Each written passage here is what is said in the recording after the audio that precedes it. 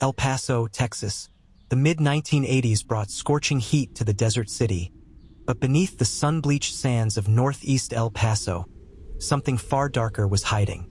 Young women were disappearing. Their faces, smiling in family photos, beaming in school portraits, would suddenly turn up on missing posters taped to light poles and convenience store windows. Most were teenagers or in their early 20s.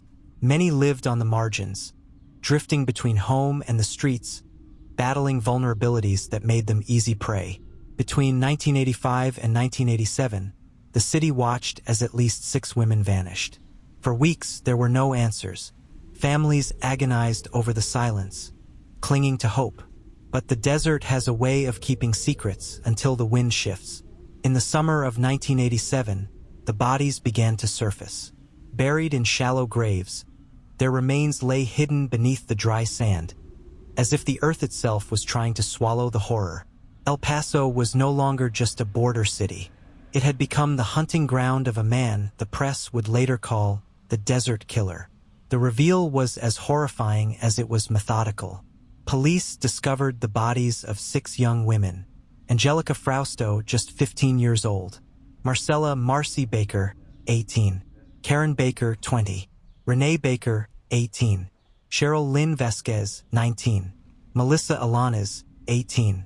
Each victim had been lured, attacked, and discarded in the desert, like their lives meant nothing. The similarities were too striking to ignore. These were not random acts. This was the work of a predator. Investigators pieced together a chilling pattern.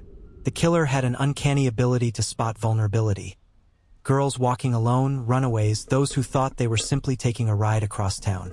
He used charm, manipulation, and false promises before the violence erupted. And soon, the spotlight turned to one man, David Leonard Wood.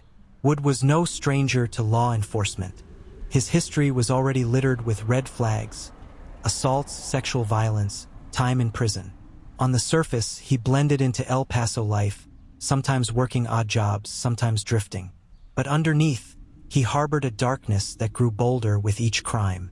Investigators zeroed in when multiple witnesses placed him with victims shortly before their disappearances. His connection to the desert burial sites became harder to dismiss. Detectives questioned his acquaintances, many of whom described his explosive temper, his violent tendencies, and his eerie obsession with young women. But it wasn't just circumstantial evidence. One of Wood's cellmates would later testify that Wood had chillingly described how he buried the women, boasting about the details with the kind of precision only the killer could know. Still, without modern forensic technology and with bodies left exposed to the elements, building a solid case was agonizingly difficult. Investigators pressed forward, determined not to let the desert killer slip through their fingers. The trial that followed would grip El Paso in fear and fascination. Families of the victims packed the courtroom, desperate for answers, desperate for justice. And as the evidence unfolded, a portrait of a sadistic predator came into sharp focus. Why did David Leonard Wood kill? Prosecutors argued it was about control, domination, and a sick desire for power. His victims were young, vulnerable, and easy to manipulate. By targeting them, he ensured they couldn't fight back. He could play the role of predator in full, satisfying urges that had been building for years. Psychological experts later pointed out that Wood's pattern wasn't random. It was ritualistic. He selected women who wouldn't be immediately missed, who wouldn't have powerful allies rushing to their defense. In his mind, their lives were disposable, their silence guaranteed by fear and death. For Wood, the desert became his stage. A place vast enough to hide the truth, but close enough to taunt the families who lived in its shadow. In 1992, after years of fear and anguish, justice finally caught up with the desert killer. David Leonard Wood was convicted of capital murder and sentenced to death. For the families, the verdict was both a relief and a torment. Relief that the man who had stolen their daughters, sisters, and friends was off the streets. Torment because no sentence, no punishment, could undo the horror or bring their loved ones back. Wood has remained on Texas death row for decades, his case winding through appeals and legal challenges.